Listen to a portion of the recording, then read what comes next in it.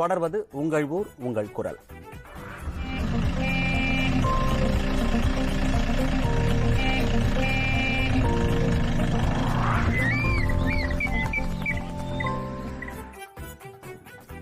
கிருஷ்ணகிரி மாவட்டம் போச்சம்பள்ளியில் குளிர்சாதன பெட்டி வெடித்ததால் ஏற்பட்ட தீ விபத்தில் வீட்டில் இருந்த பொருள்கள் முற்றிலும் எரிந்து சேதமடைந்தன. பழனம்பாடி கிராமத்தைச் சேர்ந்த தங்கப்பழம் என்பவரது வீட்டில் நிகழ்ந்த இந்த விபத்து குறித்து அறிந்த தீயணைப்புத் துறையினர் விரைந்து சென்று தீயை கட்டுப்படுத்தினர். அதற்குள் அனைத்து பொருள்களும் எரிந்து சேதமடைந்தன. இதனால் அவரது குடும்பத்தினர் தங்குவதற்கு இடமின்றி தவித்ததால் சமுதாய கூடத்தில் தங்கிக் கொள்ள பாரூர் ஊராட்சி தலைவர் சுந்தர் அனுமதி அளித்து அவர்களுக்கு தேவையான அடிப்படை பொருள்களை வாங்கி கொடுத்திருக்கிறார்.